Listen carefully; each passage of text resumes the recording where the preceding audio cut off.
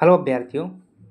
Forest guard और jail प्रहरी की परीक्षा जो है आपकी मध्य प्रदेश में के जो है नज़दीक परीक्षा है। और इसके लिए जो ख़ास तौर से हम सिलेबस की बात करें तो इस सिलेबस में देखें अगर एमपी फॉरेस्ट गार्ड और जेल प्रहरी के अंतर्गत है तो इसमें एक सब्जेक्ट आपका क्या है, हिंदी है। और एक सब्जेक्ट जो है आपका क्या है तो आप कहेंगे मैथ है। एक सब्जेक्ट जो है आपका क्या है तो आप कहेंगे इंग्लिश है। और इसमें जो है एक सब्जेक्ट हो जाता है आपका क्या है, साइंस है। और एक सब्जेक्ट आपका क्या है, जीएस है। इस प्रकार से कुल मिलाकर के हमारा सिलेबस जो है 5 हिस्सों में बटा हुआ है। 20 नंबर की हिंदी है, 20 नंबर की जो है मैथ है, 20 नंबर की जो है इंग्लिश है, 20 नंबर की जो है आपकी क्या है विज्ञान है, और 20 नंबर का जो है आपका क्या है जीएस है। मैंने कहा था कि इनको लेकर के हम क्या करेंगे, आपकी जो है क्लासें करवा देंगे कुछ बारी। और इसमें जो है हम इसे विज्ञान वाला जो 20 से प्रश्न यहाँ से आने हैं, इसमें जो है आपकी क्या होगी, फिजिक्स शामिल होगी, इसमें जो है केमिस्ट्री शामिल होगी, और इसमें जो है क्या शामिल होगी, बायोलॉजी जो है शामिल होगी। इसमें आपके ज़्यादातर प्रश्न अगर बात करेंगे तो 20 में से लगभग 10 प्रश्न जो है आपको बायोलॉजी से देखने को मिल जाएंगे, बाकी 10 प्रश्न जो है आपको यहाँ दोनों से देखने को मिल जाएंगे। तो हम क्या करेंगे, इसमें 100 प्रश्न जो है फिजिक्स के क्या करेंगे, कंप्लीट करेंगे। 100 प्रश्न जो है केमिस्ट्री कर लेंगे, और जो है 200 प्रश्न क्या कर लेंगे हम इसके, यानी कि बायोलॉजी की जो है कर लेंगे। इस प्रकार से 400 से 500 प्रश्न जो है हम क्या कर लेंगे, टोटल जो है एमसीक्यू लगा लेंगे, जो कि विभिन्न प्रकार की प्रीवियस ईयर परीक्षाओं में जो है पूछे गए होते हैं। चलिएगा अपनी क्लास की शुरुआत करते हैं। आज जो हम फिजिक्स के जो है टोटल 50 प्रश्न जो है भौतिक विज्ञान के जो है देखने वाले हैं। चलिए देखते हैं। अगर आप जो है चैनल पर नए हैं तो चैनल को सब्सक्राइब जरूर कीजिएगा और हमें जो है सपोर्ट करिएगा, ताकि ये जो है प्रयास हमारा हमेशा ही इसी प्रकार से क्या है बना रहे। चलिएगा, पहला प्रश्न आपके सामने है, जहाँ आपसे पूछा जा रहा है कि कार्य का मात्रक क्या होता है। तो देखिएगा, आप अगर इसका सही उत्तर की बात करें, कार्य का मात्रक जो है जूल होता है। और जो कार्य का आप सूत्र जानते हैं, जैसे क्या कहते हैं, बल गुणे विस्थापन कहा जाता है। ठीक है, तो बल गुणे विस्थापन ये कार्य का सूत्र होता है। मात्रक क्या है, कार्य का जूल है। न्यूटन जो है ये किसका मात्रक होता है, तो आप कहेंगे यह जो है बल का मात्रक है। डाइन भी क्या है, ये बल का ही मात्रक है, लेकिन ये कैसा है, सीजीएस मात्रक होता है। और जो एसआई मात्रक होता है वो क्या है, न्यूटन है। वाट किसका मात्रक है, तो आप कहेंगे शक्ति का जो मात्रक होता है वो क्या है, वाट है। चलिएगा अगले प्रश्न की बात कर लेते हैं। और अगला प्रश्न है हमारे पास दूसरे नंबर में, जहां आपसे पूछा जा रहा है कि प्रकाश वर्ष किसकी इकाई है। तो आप कहेंगे प्रकाश वर्ष जो है दूरी की इकाई है। और जो समय की इकाई होती है वो क्या है, आपकी सेकेंड जो है समय की इकाई होती है। और द्रव्यमान की बात करेंगे तो द्रव्यमान की जो है, द्रव्यमान ये किलोग्राम हो जाएगी, इसकी इकाई जो है किलोग्राम होती है। चलिएगा अगले प्रश्न की बात कर लेते हैं। अगला प्रश्न है एम्पियर जो है किसका मात्रक है। तो आप कहेंगे एम्पियर जो है विद्युत धारा का मात्रक क्या होता है, एम्पियर होता है। और इसे जो है ए से क्या किया जाता है, प्रदर्शित किया जाता है। ठीक है, और धारा जो होती है इसे आई से क्या करते हैं, डिनोट करते हैं। तो ये जो एम्पियर किसका मात्रक हो जाएगा, विद्युत धारा का मात्रक हो जाएगा। चलिएगा अगले प्रश्न की बात कर लेते हैं। और अगला प्रश्न है, जहां आपसे पूछा जाएगा, इसका पीडीएफ आपको जो है टेलीग्राम चैनल पर भेज दिया जाएगा। तो आंसर यहां से टिक कर लीजिएगा, बाकी पीडीएफ से अगर रिवीजन करना चाहते हैं तो वहां पर कर लीजिएगा। निम्नलिखित में से कौन समय का मात्रक नहीं है, ये क्या है, आपसे प्रश्न पूछा जा रहा है। तो समय का जो मात्रक नहीं है इनमें से, तो आप कहेंगे कि देखिएगा प्रकाश वर्ष किसका मात्रक है। तो आप कहेंगे प्रकाश वर्ष जो है ये दूरी का मात्रक है। और जो अधिवर्ष है ये किसका मात्रक है, तो अधिवर्ष भी जो है ये आपका दूरी का ही मात्रक है। और बाकी जो है इसमें जो है क्या कहता है, समय का मात्रक नहीं है। तो समय का मात्रक क्या हो जाएगा, ये दूरी का मात्रक है, तो ये जो है आपका नहीं होने वाला है। बाकी ये जो है कुछ भी हो, तो ये वाला आपका नहीं है, क्योंकि ये दूरी का मात्रक है प्रकाश वर्ष, तो ये जो है समय का मात्रक नहीं होगा। अगला प्रश्न है, जहाँ आपसे पूछा जा रहा है पारसेक किसकी इकाई है। तो आप कहेंगे पारसेक जो है यह दूरी की इकाई होती है। इस बात को क्या करेंगे, यहाँ पे ध्यान रखेंगे। चलिएगा अगले प्रश्न की बात कर लेते हैं। और अगला प्रश्न है, जहाँ आपसे पूछा जा रहा है कि निम्नलिखित में से कौन सा जोड़ा जो है एक सुमेलित नहीं है। डेसिबल जो है क्या है, ध्वनि की इकाई है। तो आप कहेंगे बिल्कुल सही जवाब है। अश्वशक्ति जो है शक्ति इकाई है, ये भी जो है सही जवाब है। समुद्री मील जो है दूरी की इकाई है, ये भी सही जवाब है। लेकिन सेल्सियस जो है ऊष्मा की इकाई नहीं है, गलत हो जाएगी। क्यों, क्योंकि ऊष्मा, ये सेल्सियस जो है तापमान की इकाई है, टेम्परेचर की इकाई है। और ऊष्मा की इकाई क्या होती है, आप कहेंगे कैलोरी जो है ऊष्मा और ऊर्जा की जो है एक ही इकाई होती है, कैलोरी। तो आपका सही जवाब क्या हो जाएगा, डी ऑप्शन, क्योंकि यहाँ पूछ रहा है कौन सा, गलत है। चलिएगा अगला प्रश्न है, आपसे पूछ रहा है कि ल्यूमेन जो है किसका मात्रक है। ठीक है, ल्यूमेन जो है आपसे पूछ रहा है किसका मात्रक है। तो आप कहेंगे यह जो है ज्योति प्लेक्स का मात्रक जो होता है उसे क्या कहा जाता है, ल्यूमेन कहा जाता है। चलिएगा अगली बात कर लेते हैं। और अगला प्रश्न है, जहां आपसे पूछा जा रहा है कि पास्कल जो है किसकी इकाई है? तो पास्कल जो होती है ये किसकी इकाई है? दाब की जो है इकाई होती है। आर्द्रता को किससे मापा जाता है? तो आप ध्यान रखेंगे आर्द्रता जो है हाइग्रोमीटर से मापी जाती है। किससे? आर्द्रता जो है हाइग्रोमीटर से मापी जाती है। और वर्षा की बात करें तो ठीक है, इसे सेंटीमीटर में मापते हैं और मिलीमीटर में मापते हैं। तापमान जो है डिग्री सेल्सियस में, फ़ारेनहाइट में भी जो क्या किया जाता है, मापा जाता है। अगली बात कर लेते हैं जहां आपसे पूछा जा रहा है कैंडेला जो है क्या होता है, किसका मात्रक होता है? तो आप कहेंगे कैंडेला जो है ज्योति तीव्रता का मात्रक होता है कैंडेला। अगली बात कर लेते हैं, अगला प्रश्न है कि जो यंग प्रत्यास्था गुणांक होता है, क्या यंग प्रत्यास्था जो गुणांक होता है इसका मात्रक क्या है? तो ध्यान रखेंगे न्यूटन मीटर जो होता है इसका क्या होता है, मात्रक होता है। ठीक है, न्यूटन मीटर जो है ये होता है। चलिएगा अगले प्रश्न की बात कर लेते हैं। अगला प्रश्न है जहां आपसे पूछा जा रहा है कि निम्नलिखित युग्मों में से किन भौतिक राशियों के समान जो है विमीय सूत्र नहीं है, यानी कि यहाँ पर जो विमीय सूत्र दिए हुए हैं किसका विमीय सूत्र कहता है, चार में से अलग है। तो दिए गए अगर ऑप्शन में हम बात करेंगे, ठीक है, भार आवेग, इसमें अगर देखेंगे कि बल, कार्य और ऊर्जा, आवेग और संवेग, भार एवं बल, इसमें से आपसे पूछता है किसका जो मात्रक है वो एक समान नहीं है। तो देखिएगा अगर इनमें देखेंगे कि जो बल का मात्रक बल का विमीय सूत्र होता है, दाब का विमीय सूत्र है, इनके क्या होते हैं, अलग अलग होते हैं, अर्थात इन दोनों का विमीय सूत्र जो है एक जैसा नहीं है। कार्य ऊर्जा का जो है एक समान होता है, आवेग और संवेग का भी होता है, भार एवं बल का जो है समान विमीय सूत्र होता है। चलिएगा अगले प्रश्न की बात कर लेते हैं। निम्नलिखित में से कौन जो क्या है आपके सामने एक अदिश राशि है, उसको क्या करना है, आपको बताना है कि कौन सी जो है एक अदिश राशि है। तो इसमें अगर बात करेंगे ऊर्जा जो क्या है एक अदिश राशि है, बाकी संवेग और बल अगुण कैसी राशियां हैं, यह जो है आपकी कौन सी राशियां हैं, तो आप कहेंगे सदिश राशियां हैं। चलिएगा अगले प्रश्न की बात कर लेते हैं। अगला प्रश्न है जहां आपसे पूछा जा रहा है कि निम्नलिखित में से कौन सी सदिश राशि है।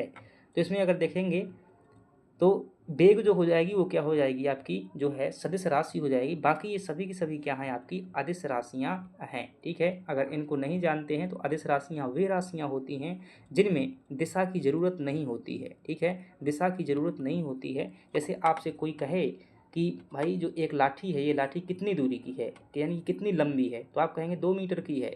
ऐसा थोड़ी ना कहेंगे उत्तर में 2 मीटर की है, दक्षिण में 3 मीटर की है। ठीक है, समय से पूछिएगा आपसे कितना बजा है भाई, तो आप क्या कहेंगे 2 बजे हैं। ऐसा थोड़ी ना कहेंगे उत्तर में 2 बजे हैं, यानी कि दिशा की यहाँ जरूरत नहीं है। द्रव्यमान की बात करेंगे, आपसे कोई कहेगा 1 किलो चीनी ले आओ, तो आप क्या कहेंगे, ऐसा थोड़ी ना कहेंगे उत्तर में जो है 1 किलो चीनी लेने जाता हूँ। तो यहाँ दिशा की कोई ज़रूरत नहीं होती है। ऐसी राशियाँ अदिश राशियाँ हैं जहाँ दिशा की जरूरत है। जैसे बल क्या है, एक सदिश राशि है, बल जरूरी है किस दिशा में लगा रहे हो आप। ठीक है, चलिएगा अगले प्रश्न की बात कर लेते हैं। अगला प्रश्न है जहाँ आपसे जो है पूछा जा रहा है कि पदार्थ के संवेग और वेग के अनुपात से कौन सी भौतिक राशि जो है प्राप्त की जाती है। वेग और संवेग के अनुपात से जो हम क्या प्राप्त करते हैं, द्रव्यमान जो है प्राप्त किया जाता है। इस बात को ध्यान रखिएगा। ये तो क्या होता है, एम ए होता है, यानी कि द्रव्यमान गुणे त्वरण होता है, और वेग जो है दूरी बटे चाल जो है, ये चाल बटे समय जो है हो जाता है। अगली बात कर लेते हैं। प्रश्न है जहाँ से आपसे पूछा जा रहा है कि शून्य में जो है स्वतंत्र रूप से गिरने वाली वस्तुओं की जो है क्या होता है, जो मतलब स्वतंत्र रूप से गिरती हैं वस्तु नीचे की, उनमें क्या होती है, समान गति होती है, समान वेग होता है, समान त्वरण होता है, या उनका क्या होता है, बल समान होता है। तो आप क्या कहेंगे कि उनका जो है समान त्वरण होता है, जो स्वतंत्र रूप से क्या होती हैं, गिरती होती हैं। अगले प्रश्न की बात कर लेते हैं। और अगला प्रश्न है जहां आपसे पूछा जा रहा है, ये टाइपिंग करने के कारण जो है बाद में क्या हो जाते हैं, गलत हो जाते हैं। जब 2 किलोग्राम वाले द्रव्यमान पर जो है 5 न्यूटन का क्या किया जाता है, बल लगाया जाता है, तो उत्पन्न होने वाली जो त्वरण होगा वो कितना होगा। आपसे त्वरण यहाँ पर पूछा जा रहा है, उत्पन्न होने वाला जो क्या होगा, त्वरण होगा, वो कितना होगा, ये क्या है आपका प्रश्न है। तो देखिएगा इसमें जो हो जाएगा आपका 2.5 जो है मीटर प्रति सेकेंड क्या हो जाएगा, आपका त्वरण जो है हो जाएगा। ठीक है, त्वरण की मात्रा इकाई क्या होती है, मीटर प्रति सेकंड स्क्वायर होती है। तो मीटर प्रति जो है सेकंड, ये इसका उत्तर हो जाएगा 2.5 मीटर प्रति सेकंड स्क्वायर। ठीक है, ये जो है क्या हो जाएगा, उत्तर हो जाएगा। कैसे निकालते हैं, जैसे आप जानते हो कि भाई हर बार जो है इसका सॉल्यूशन दूंगा तो बहुत बड़ी क्लास हो जाएगी। एफ बराबर आप जानते हैं क्या होता है, एम ए होता है। बल कितना दिया हुआ है, 5 न्यूटन दिया हुआ है, और द्रव्यमान कितना दिया हुआ है, 2 दिया हुआ है। बाकी त्वरण क्या है पूछ रहा है, तो त्वरण क्या होता है, ए होता है। तो इसको जो है हम करेंगे ए बराबर जो है 5 बटे क्या हो जाएगा, 2 हो जाएगा, 2 पंचे दो दूनी चार, ढाई निकल करके आ जाएगा। तो ए बराबर जो हो जाएगा त्वरण 2.5 न्यूटन जो है इसका सही हो जाएगा। मीटर प्रति सेकेंड स्क्वायर या न्यूटन भी जो है ऑप्शन में दिया है तो आपका न्यूटन भी सही हो जाएगा। ठीक है, न्यूटन भी कह सकते हैं, 2.5 न्यूटन जो है आपका सही हो जाएगा। चलिएगा आगे बढ़ जाते हैं। प्रश्न आपसे जो है पूछ रहा है कि किसी भी स्थिर या गतिशील वस्तु की स्थिति और दिशा में तब तक कोई परिवर्तन नहीं होता जब तक कि उस पर कोई बाह्य बल सक्रिय न हो। यह क्या है? तो न्यूटन का गति विषय क्या होता है? प्रथम नियम होता है। और प्रथम नियम क्या कहता है? मतलब कि गति का क्या करता है? विरोध करता है। कुल मिलाकर के वही जड़त्व का नियम है। तो जो वस्तु पहले से स्थिर ही रहेगी जब तक कि उस पर जो है बाह्य बल न लगाया जाएगा। अगला प्रश्न है जहाँ आपसे पूछा जा रहा है कि रॉकेट जो है किस सिद्धांत पर कार्य करता है? जो रॉकेट होता है किस सिद्धांत पर कार्य करता है? तो आप कहेंगे संवेग संरक्षण के सिद्धांत पर जो है कार्य करता है। इस बात को ध्यान रखेंगे। अगली बात कर लेते हैं। प्रश्न आपसे पूछा जा रहा है कि अश्व यदि एकाएक चलना प्रारंभ कर दे तो अश्वारोही के गिरने की आशंका का कारण क्या है? यानी कि जैसे मान लो ये क्या है आपका, मानेंगे कि ये जो है घोड़ा है। ठीक है, ऐसा ही होता है भाई साहब, इतना भयंकर नहीं होता। चलिए रहने दीजिए, कैसा भी है घोड़ा है और इसके ऊपर जो है एक व्यक्ति बैठा हुआ है। ठीक है, अगर ये अचानक से चल देता है तो व्यक्ति क्या हो जाएगा? पीछे की ओर हो जाएगा, गिर जाएगा। तो उसका कारण जो है क्या है? तो आप कहेंगे यह जो है क्या हो जाएगा? विश्राम का जो है जड़त्व हो जाएगा। किसका जड़त्व हो जाएगा? विश्राम का जो है इसमें क्या होना चाहिए? जड़त्व जो है होना चाहिए। यानी कि जड़त्व जो है तीन प्रकार का होता है। गति का जड़त्व होता है, स्थिर जड़त्व होता है, जैसे विराम का जड़त्व भी कह देते हैं। अब ये आगे की ओर बढ़ा तो पहला नियम कहता है ना, कोई भी वस्तु गति का विरोध करती है तो आगे की ओर गति होगी घोड़ा की तो ये पीछे की ओर गिर जाएगा। वही है जैसा कि गाड़ी अचानक चलने से क्या हो जाता है? गाड़ी में बैठा व्यक्ति जो है पीछे की ओर हो जाता है, वैसा ही है। न्यूटन का प्रथम नियम ही है वो। चलती हुई बस जब अचानक ब्रेक लगाती है तो उसमें बैठे हुए यात्री आई की दिशा में गिरते हैं। इसको जो है किसके द्वारा समझाया जा सकता है? तो आप कहेंगे न्यूटन के जो है पहले नियम द्वारा क्या किया जा सकता है? इसको जो है ठीक है समझाया जा सकता है। चलिएगा अगले प्रश्न की बात करते हैं। बल का गुणनफल जो है क्या होता है? अरे भाई बल बराबर क्या होता है? F बराबर m में होता है ना। F बराबर m में होता है तो ये हो जाएगा बल, m हो जाएगा द्रव्यमान, ए हो जाएगा त्वरण। तो द्रव्यमान गुणे त्वरण जो है आपका क्या हो जाएगा? सही हो जाएगा। तो बी ऑप्शन जो है आपका ठीक हो जाएगा। द्रव्यमान गुणे त्वरण जो है आपका क्या हो जाएगा? सही हो जाएगा। चलिएगा आगे बढ़ जाते हैं और अगला प्रश्न है जहाँ आपसे पूछ रहा है कि शरीर का वजन जो हमारे शरीर का वजन होता है वो कैसा होता है? मतलब कहाँ पर कैसा होता है? ये जो है ऑप्शन में दिया हुआ। पृथ्वी की सतह पर सभी जगह एक समान होता है, ध्रुवों पर जो है अधिकतम होता है, विषुवत रेखा पर अधिकतम होता है, मैदानों की तुलना में जो है पहाड़ियों पर क्या होता है? अधिकतम होता है। तो आप क्या कहेंगे कि ध्रुवों पर जो है मानव के शरीर का वजन जो क्या होता है? अधिकतम होता है। इस बात को क्या रखेंगे? ध्यान रखेंगे। चलिएगा अगले प्रश्न की बात कर लेते हैं और अगला प्रश्न है जहाँ आपसे जो है न्यूटन को जो है फिर से वो गणितीय व्याख्या के रूप में जो है आपसे पूछ रहा है कि किसी मनुष्य का भार जो है पृथ्वी पर यदि क्या है 600 न्यूटन है तब चंद्रमा पर जो है उसका भार कितना होगा? तो आप जानते हैं कि भार जो होता है चंद्रमा पर जो है 1/6 भार होता है। तो आप क्या कहेंगे? 1/6 गुणे जो है 600 कर देंगे, 600 न्यूटन। तो यहाँ पर क्या हो जाएगा? 100 जो है आपका क्या हो जाएगा? बच जाएगा। तो कितना भार होगा? आप कहेंगे 100 न्यूटन जो है क्या हो जाएगा? इसका भार हो जाएगा। तो पृथ्वी में जितना भी भार होता है चंद्रमा में उसका 1/6 होता है। अगला प्रश्न है जहाँ आपसे पूछ जा रहा है कि प्रश्न है कि पृथ्वी की सतह पर किसी का भार जो है इतना है, उसका द्रव्यमान कितना है? ठीक है, तो ध्यान रखिएगा जो द्रव्यमान होता है उतना ही होगा क्योंकि पृथ्वी पर जो है समान चीज़ें होती हैं। और ध्यान रखना द्रव्यमान हमेशा ही क्या होता है? स्थिर होता है, ये कभी भी परिवर्तन नहीं होता। अगर ऐसा प्रश्न आ जाए ना, किसी व्यक्ति का द्रव्यमान 60 किलोग्राम है तो उसका चंद्रमा पर द्रव्यमान कितना होगा? द्रव्यमान अपरिवर्तित होता है, भार जो है एक प्रकार जो है परिवर्तित होता है। द्रव्यमान एक सदिश राशि है, भार जो है क्या है? ये एक प्रकार का बल होता है। चलिएगा अगला प्रश्न है जहाँ आपसे पूछा जा रहा है कि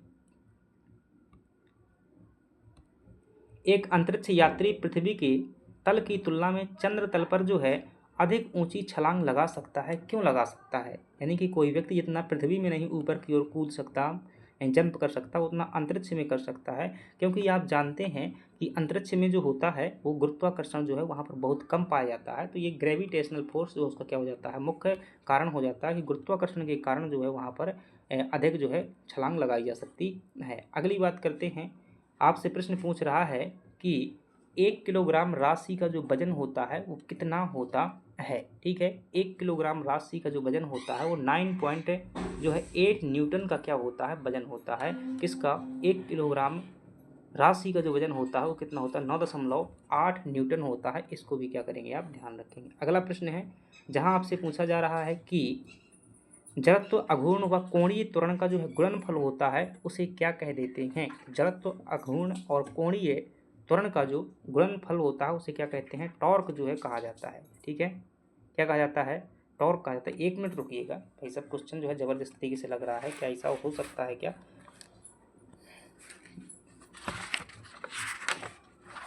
चलिएगा, थोड़ा सा जो है क्या करेंगे, आप जो है समय देंगे।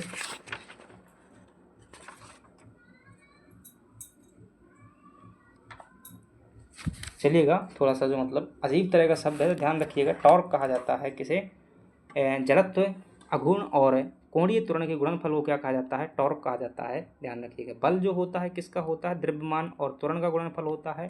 कार्य जो होता है ये बल और विस्थापन का जो गुणनफल होता है वो क्या होता है, Fd जो है कार्य होता है। चलिएगा आगे बढ़ जाते हैं। 28 नंबर का प्रश्न है जहां आपसे पूछा जा रहा है कि जल के आयतन में क्या परिवर्तन होगा यदि तापमान 9 डिग्री सेल्सियस से गिराकर 3 डिग्री सेल्सियस कर दिया जाता है।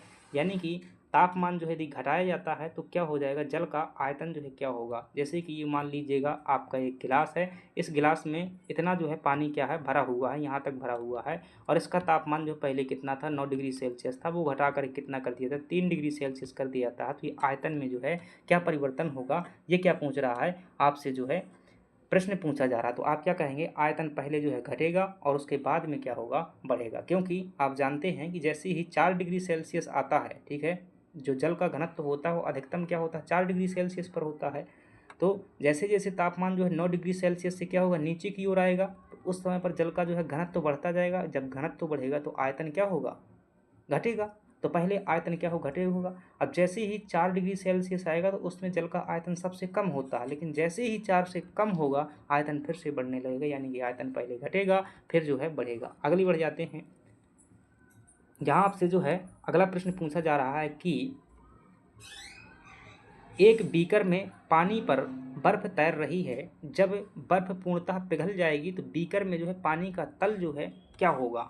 ठीक है, क्या पूछ रहा है, जो पानी का आयतन है वो क्या होगा। फिर से मैं देखता हूँ इसके उदाहरण को। यूँ मान लीजिएगा गिलास है और इस गिलास में क्या है, यहाँ तक जो है क्या भरा हुआ है, पानी भरा हुआ है। बीकर मतलब गिलास ही होता है कांच का, ठीक है। और इसके ऊपर क्या हो रही है, यूँ मान लीजिएगा एक बर्फ़ का जो है टुकड़ा जो है क्या है, तैर रहा है। प्रश्न कहता है जब ये बर्फ़ का टुकड़ा घुल जाएगा पूरा तो बीकर का जो आयतन क्या है, कुछ बढ़ेगा या उतना ही रहेगा। तो ध्यान रखिएगा कोई परिवर्तन नहीं होगा। क्यों, उतना ही रहेगा ये। क्यों, क्योंकि जब ये इसमें बर्फ़ का टुकड़ा डला हुआ है तो यहाँ का इतना स्थान भी तो खाली घेरे हुए है ना। जैसे जैसे ये क्या है, बर्फ़ घुलता जाएगा तो स्थान भरता जाएगा, तो जितने में ये है उस स्थान पर क्या हो जाता है, पानी आ जाता है, कि उतना स्थान घिरे रहता है, इसलिए जो है परिवर्तन नहीं होता। आगे बढ़ जाते हैं। अगला प्रश्न है जहां आपसे जो है पूछा जा रहा है कि जब किसी बोतल में पानी भरा जाता है और उसे जमने दिया जाता है तो बोतल क्या हो जाता है, टूट जाता है। ऐसा क्यों होता है। ठीक है, ये प्रश्न पूछ रहा है। तो पानी जमने पर क्या होता है, फैलता है, इस बात को ध्यान रखिएगा। इसलिए बोतल जो है क्या है, टूट जाता है। क्यों जमने पर फैलता है, जैसे वही सिद्धांत है भाई। जो पानी का अधिकतम घनत्व होता है वो क्या होता है, 4 डिग्री सेल्सियस पर होता है। कब होता है, 4 डिग्री सेल्सियस पर जो है अधिकतम घनत्व होता है। लेकिन जैसे ही तापमान 4 से क्या होगा, 3 होगा, पानी फैलने लगेगा। ठीक है, 2 होगा और फैलेगा, 1 होगा और फैलेगा, टेम्परेचर माइनस में पहुंचेगा तो और ज़्यादा फैलेगा और बोतल क्या हो जाएगी, टूट जाएगी। तो जैसे ही बोतल में पानी भरा जाता है तो मतलब समान तापमान है, जैसे जैसे उसका तापमान घटेगा, जब तक 4 डिग्री सेल्सियस होगा तब तक तो ठीक है, लेकिन उसके बाद जैसे ही तापमान घटेगा फिर बोतल जो है टूट जाएगा। चलिएगा, तो आपका सही जवाब क्या हो जाएगा, ए ऑप्शन हो जाएगा। अगला प्रश्न है, पूछा जा रहा है आपसे कि सड़क पर चलने की अपेक्षा बर्फ़ पर चलना कठिन होता है, ऐसा क्यों। ठीक है, तो आप क्या कहेंगे कि सड़क पर चलने की तुलना में बर्फ़ पर चलना जो कठिन होता है, ऐसा इसलिए क्योंकि बर्फ़ में जो है सड़क की अपेक्षा घर्षण कम पाया जाता है। तो जब हम ध्यान से देखना किसी भी चीज़ पर अच्छे से चल पाते हैं तो इसका कारण क्या होता है, घर्षण, जो कि एक प्रकार का क्या होता है, बल होता है। आप ज़मीन पर चल पाते हैं तो घर्षण के कारण, बर्फ़ में उतना ज़्यादा घर्षण बल नहीं लग पाता है, इसलिए वहाँ पर नहीं चल पाते हैं। चलिएगा अगली बात कर लेते हैं। अगला प्रश्न है जहाँ आपसे पूछा जा रहा है कि एक नदी में चलता हुआ जहाज समुद्र में आता है, तब जहाज में जो है क्या होगा। ठीक है, प्रश्न कह रहा है कि नदी में जो चलता हुआ जहाज आता है वहाँ पर क्या होगा। तो थोड़ा सा जो है तब जहाज जो क्या हो जाएगा, थोड़ा सा ऊपर हो जाएगा। क्यों, अब इसका कारण भी समझिएगा भाई। ऐसे में कहोगे प्रश्न जो है कठिन है, लेकिन जो है लॉजिक वही है। ऐसे प्रश्न जो है आते हैं, खासतौर तो रेलवे में जो है बहुत ज़्यादा ऐसे प्रश्न आते हैं।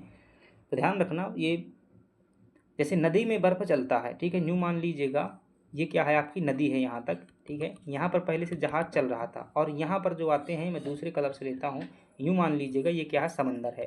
ठीक है, ये समंदर में जो है समा जाता है, ये आता है। आप जानते हैं कि समुद्र में जो है नमक की मात्रा ज़्यादा होती है और नदी में क्या होती है, नमक जो है नहीं होता उतना, लवणीय पानी नहीं होता, यहाँ का पानी मीठा होता है। तो यहाँ पर जो यहाँ पर नमक कम होगी तो वो पानी का जो घनत्व तो क्या होगा, कम होगा। और जब पानी का घनत्व तो क्या होगा, तो जहाज जो है थोड़ा सा नीचे धंसा होगा। और जैसे यहाँ पर आएंगे तो घनत्व तो ज़्यादा हो जाएगा, तो जहाज थोड़ा सा ऊपर उठ जाएगा। ध्यान रखिएगा, ये सही जो है आपका सही हो जाएगा। किसके कारण होता है, घनत्व जो है अधिक होने के कारण और कम होने के कारण ये होता है। अगला प्रश्न है, लोहे की कील जो है पारे में क्यों तैरती है। भाई कोई भी चीज़ अगर तैर रही है तो इसका मतलब क्या, जबकि यह पानी में जो है डूब जाती है। क्योंकि फ्रेंड्स, पारा का जो घनत्व होता है ना, पारा का घनत्व क्या होता है, वो जल से ज़्यादा अधिक होता है, इसलिए कील तैरती रहती है वहाँ पर और पानी में जो है डूब जाती है। तो लोहा की जो है पारे से रासायनिक क्रिया कोई नहीं, पानी लोहा जो का जो है भार पानी से अधिक तथा पारे से कम होता है। लोहे का घनत्व जो है पानी से अधिक है तथा पारे से कम है। तो ये आपका क्या हो जाएगा, सी ऑप्शन जो है आपका क्या हो जाएगा, बिल्कुल सही जवाब हो जाएगा। घनत्व जो है ज़्यादा होता है उसका पारे का। अगली बात करते हैं, पानी का अधिकतम जो है डेंसिटी जो होती है वो कहाँ होती है। तो अभी हम पढ़ करके आए हैं, तो अधिकतम घनत्व होता है पानी का वो 4 डिग्री सेल्सियस होता है। इसके बाद पानी फैलने लगता है। ठीक है, चलिएगा आगे बढ़ जाते हैं।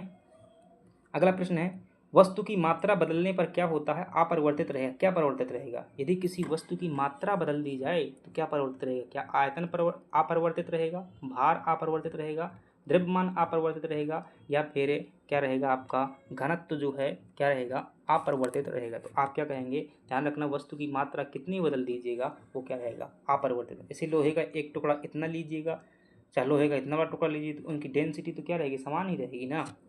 तो यही क्या है, ठीक है। तो घनत्व तो जो है अपरिवर्तित रहता है। आगे बात कर लेते हैं। अगला प्रश्न है आपसे मुझे, समुद्र में जो है प्लवन करते आइस वर्ग का कितना भाग जो है समुद्र की सतह से ऊपर दिखाई देता है। ठीक है, तो आइस वर्ग आप जानते हैं कि जैसे समुद्र में क्या हो रहा है, आइस वर्ग जो है तैर रहा है। ठीक है, तो उसका कितना भाग जो है ऊपर दिखाई देता है, कितना डूब जाता है। यहाँ पर पूछ रहा है कितना भाग जो है समुद्र की सतह से ऊपर दिखाई देता है। तो आप क्या बताएंगे कि इसका जो है 1/10 भाग क्या दिखाई देता है, जो है समुद्र सतह से ऊपर दिखाई देता है। अगली बात कर लेते हैं। प्रश्न आपसे कह रहा है कि बर्फ के दो टुकड़ों को आपस में दबाने पर टुकड़े आपस में चिपक जाते हैं, ऐसा क्यों होता है। तो बर्फ के जो दो टुकड़ों को थोड़ी देर आप दबा करके रखिएगा, वो क्या है, चिपक जाएंगे। तो ऐसा क्यों होता है, तो आप कहेंगे दाब अधिक होने के कारण जो है बर्फ का गलनांक जो है घट जाता है, जिससे वो क्या हो जाते हैं, चिपक जाते हैं। तो किसके कारण, दाब अधिक होने के कारण जो है गलनांक क्या हो जाता है, कम जाता है। दाब अधिक होने के कारण गलनांक बढ़ जाता है, नहीं बढ़ता नहीं है, गलनांक जो है घट जाता है। इस बात को ध्यान रखेंगे। अगला प्रश्न है, जहाँ आपसे पूछा जा रहा है कि हवाई जहाज से यात्रा करते समय जो है पेन स्याही से निकलने लगती है, ऐसा क्यों हो जाता है।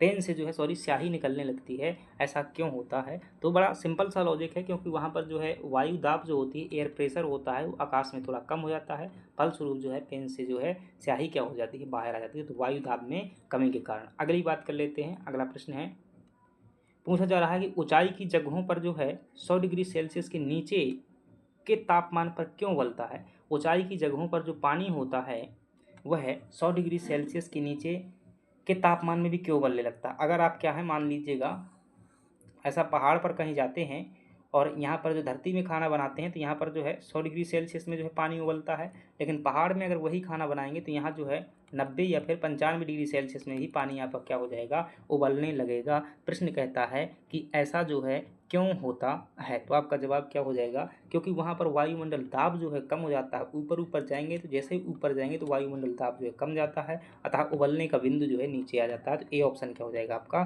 सही हो जाएगा।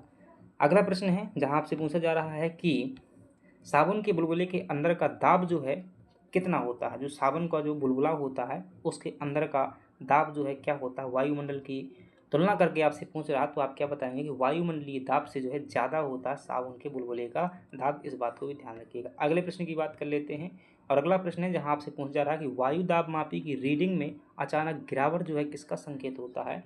तो ध्यान रखना ये आंधी और तूफान का जो है संकेत होता है। धीरे धीरे गिरना किसका है, जो अगर धीरे धीरे जो है पाठ्यांक गिरता है तो क्या होता है, वर्षा का होता है। और अगर जो है धीरे धीरे उठता है तो किसका होता है, शांत मौसम का जो है होता है। अगली बात कर लेते हैं। अगला प्रश्न है जहां आपसे पूछा जा रहा है कि प्रेशर कुकर में जो है खाना जल्दी क्यों पक जाता है।